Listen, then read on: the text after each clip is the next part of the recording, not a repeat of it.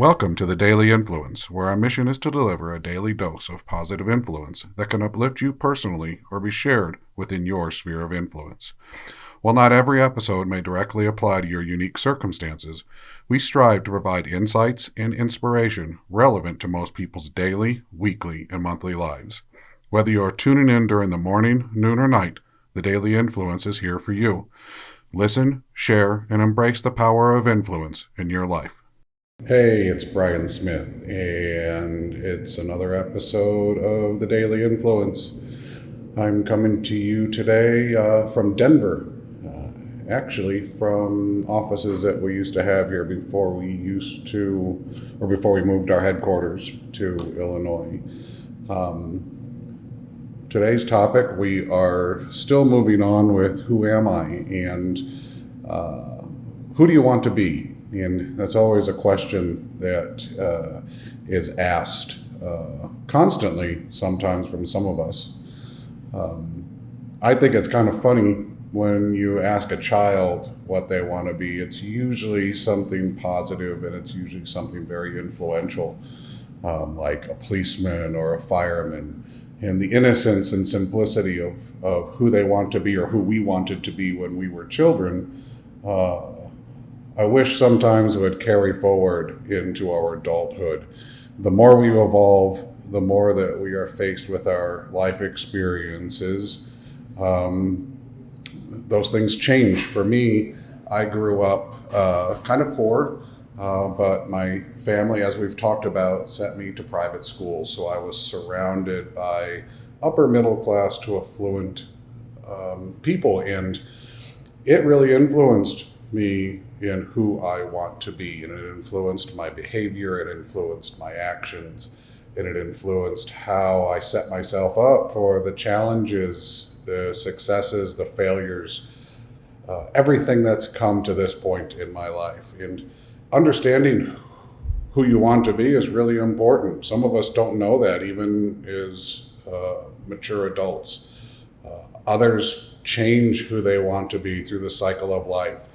As our areas of influence change, and as we progress through life, and whatever life deals us through our decisions, we might change what that be. For me, it was fireman, because my father, growing up, he was a fireman in a small town. He was a volunteer fireman. I still remember snippets of him running down the street when the fire whistle went off and doing his fire thing.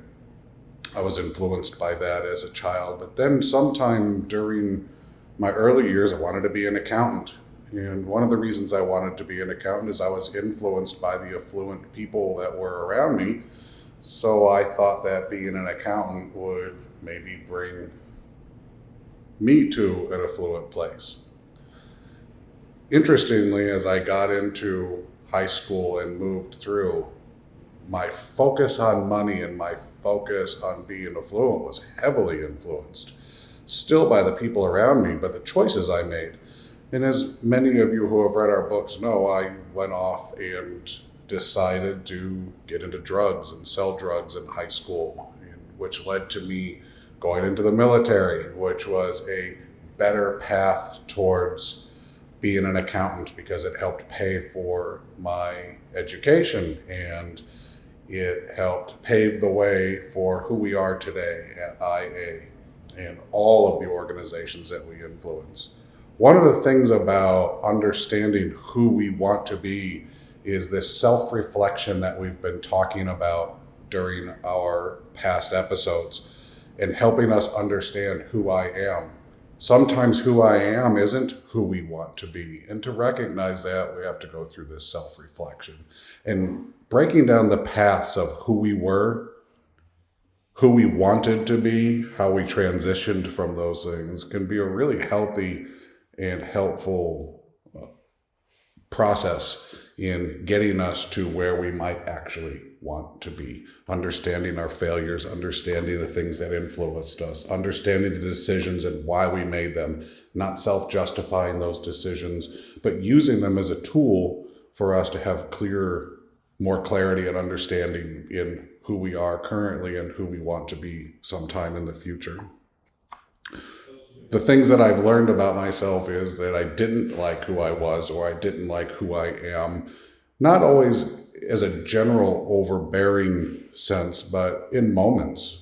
I identified certain behavioral attributes, certain reactions, certain relationships in my quest to who I want to be, to understand who am I. So it's helpful to go through these processes and these slow down moments in understanding these things about ourselves. One thing that's really clear is that your job doesn't define who you are. It is a part of who you are, but it doesn't totally define you. Or I should say, actually, it doesn't have to totally define you. If you're a doctor, you're obviously passionate about medicine and helping people, but you could still be a broader person in that environment, a more rounded person in that environment. Just because you're a doctor doesn't mean that you have to follow some of the stereotypes that come from being a professional, and not just doctors, but any professional. Sometimes they can take on an air of pretentiousness, or I'm better than you, or if you are on the opposite of that, if let's say that you are a ditch digger or a construction worker or a plumber or any kind of tradesman, oftentimes we define ourselves by we are less than. We're here to tell you that regardless of what you do, you are important. We need the ditch diggers, the construction workers, the road workers, the restaurant workers, just as much as we need the doctors and the lawyers and the accountants. So there is no real level of importance. People's lives are influenced by all of those people every day, all the time. That means that we're all important. So when you are thinking about who you are, who am I, and who you want to be in, what do you want to be? Remember that whatever it is that drives your passion, whatever it is that is that takes you and moves you forward every day, is important, and it has meaning. And don't diminish that. Don't make it less than anything, because it is always important. Some of the takeaways that we have for you today in Who Am I and Who Do You Want to Be is who you want to be can't be measured by your job or your possessions. Sure, they're nice things to have. It's a good thing to have. But who you want to be is how you show up every day. Who you want to be is how you make your reality, what makes you feel positive. That should be who you want to be, a place that makes you feel positive. Who you want to be is affected by who you want to be perceived. How do you want people to accept you? How do you portray and be proud of the things that you want? And that influence that you have will influence you, and it also provides positive influence for others. If you're proud of whatever it is you do, that will have a positive impact on other people. And then we all have influence. Understanding how you wish to influence. What do you want to do with this thing of who you want to be? And how can you make it the most positive part of your life and any other person's life that is in your area of influence? Those are the key takeaways for today.